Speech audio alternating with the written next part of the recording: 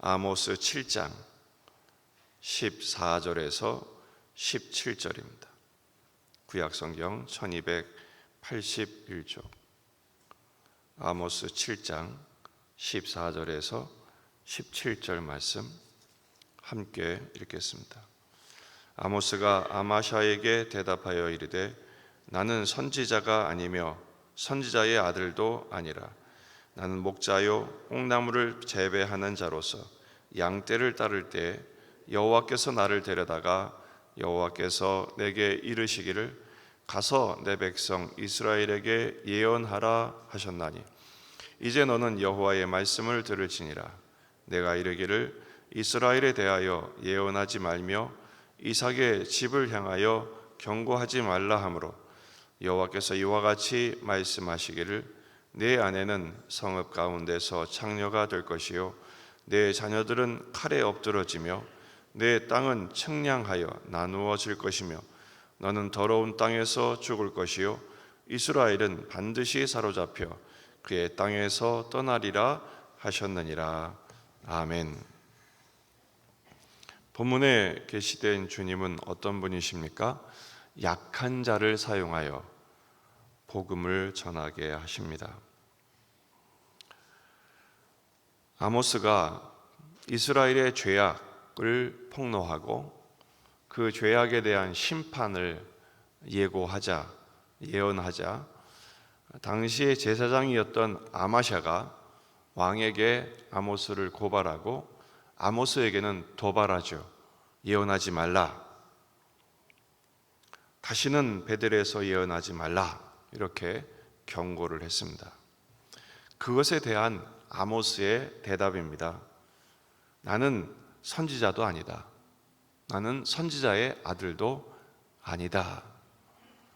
나는 단지 하나님이 부르셔서 명령하셔서 말씀을 전했을 뿐이다 라는 것이죠. 14절 하반절에 보면 나는 목자요 뽕나무를 재배하는 자로서 양떼를 따르고 있었다. 그러니까 그는 목자임과 동시에 뽕나무를 재배하는 농부였습니다. 그런데 그때 하나님께서 아모스를 부르시죠. 15절 양떼를 따를 때 여호와께서 나를 데려다가 여호와께서 내게 이르시기를 내 백성 이스라엘에게 예언하라. 이렇게 부름을 받아서 자신은 말씀을 전한 것에 불과하다라는 것이죠. 왜 하나님께서는 선지자도 아니고 선지자의 아들도 아닌 아모스, 그는 목자였고 뽕나무를 재배하는 농부였는데 하나님은 그에게 말씀을 전하셨을까요? 당시에 선지자들, 제사장들 아무도 하나님의 말씀을 받을 생각도 없었고 전하지도 않았기 때문입니다. 그러자 하나님께서 평민에 불과한, 목자에 불과한 천한 직종에 종사하던 아모스를 부르셔서 말씀을 전하게 하신 거예요. 당시의 제사장인 아마샤는 하나님의 뜻을 분별하지도 못했고 전하지도 않았습니다. 그저 특권 의식에만 사로잡혔을 뿐이지 하나님의 말씀에 관심도 없었고 전할 생각도 없었고 그저 기득권을 취득하는 일에만, 그래서 말씀을 전하는 아모스를 공격하고 박해하는 일에만 몰두했을 뿐입니다. 17절은 그런 아마샤에 대한 심판을 예고하죠.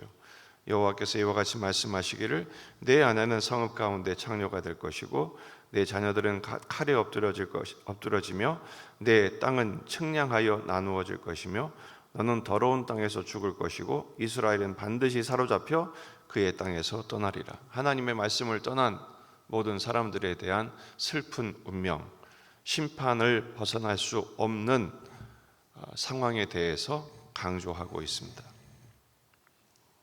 하나님은 누구를 쓰십니까?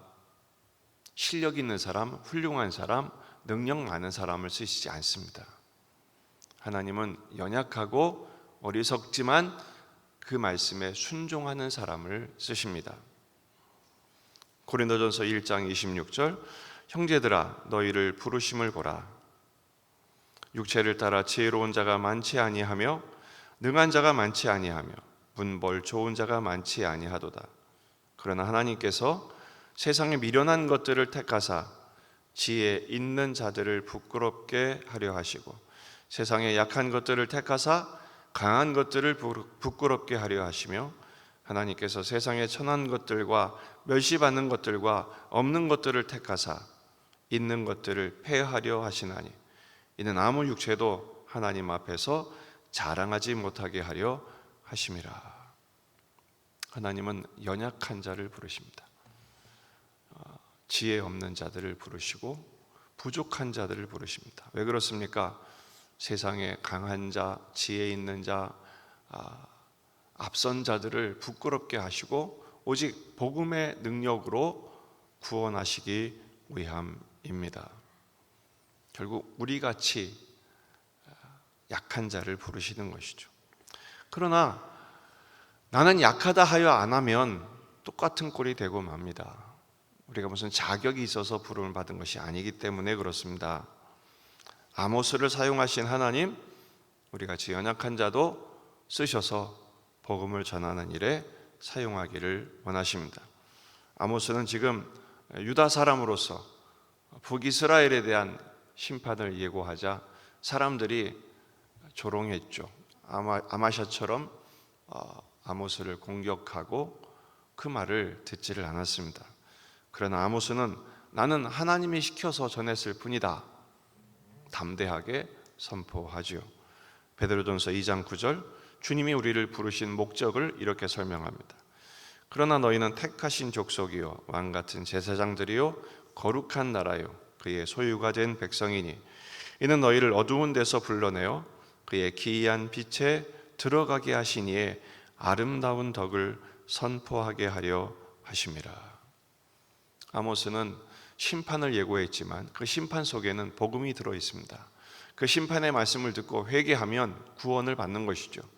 하지만 심판의 말씀을 듣고 귀를 막으면 그 심판을 면할 수 없는 것입니다. 여러분, 우리의 삶 가운데 우리의 입술의 말의 내용을 한번 분석해 보신 적이 있습니까? 대부분의 사람들은요, 자기가 하는 말의 둘 중에 하나는 자기 자랑이고 둘 중에 하나는 남 욕입니다. 나는 이렇게 잘했고 남은 이렇게 못됐고, 대부분 우리의 언어가 그 내용에 포함되어 있어요. 거기에 예수가 들어 있습니까? 그렇다면 우리는 주님의 일꾼은 아닌 것입니다. 예수의 일꾼은 오직 예수만 드러냅니다. 주님이 우리에게 사명을 주셨죠. 하나님 나라의 아름다운 덕을 선포하고 증거하는 사명을 주셨습니다. 사도행전 1장 8절, 오직 성령이 너희에게 임하시면 너희가 권능을 받고 예루살렘, 온 유대, 사마리아 땅끝까지 이르러 내 증인이 되라. 나의 증인이 되라. 예수의 증인이 되라. 예수를 증언하는 예수의 증인이 되라고 주님은 우리에게 당부하십니다. 여기에는 나의 자랑이 들어갈 여지가 전혀 없습니다. 남을 욕할 수 있는 여유가 없는 것입니다. 이 말씀에 순종할 때 비로소 우리의 입술이 거룩해지는 것이고 우리의 사명을 다하는 것이며 사명을 다한 자의 상급도 따르게 될 것입니다.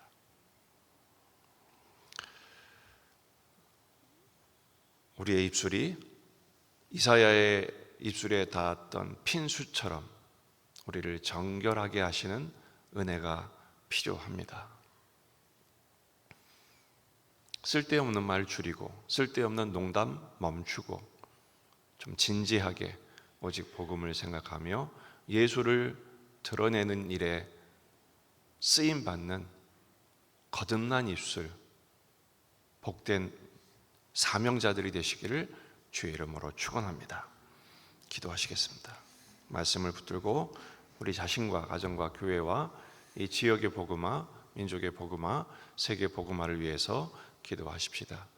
환우들과 군에 있는 아들들을 위해서 어제 주신 말씀 부활의 생명력으로 이번 한 주간도 승리하며 살아갈 수 있도록 기도하시고 여러분 가져온 기도 제목들을 가지고 간절히 기도하시다가 돌아가시겠습니다. 다 같이 기도하겠습니다.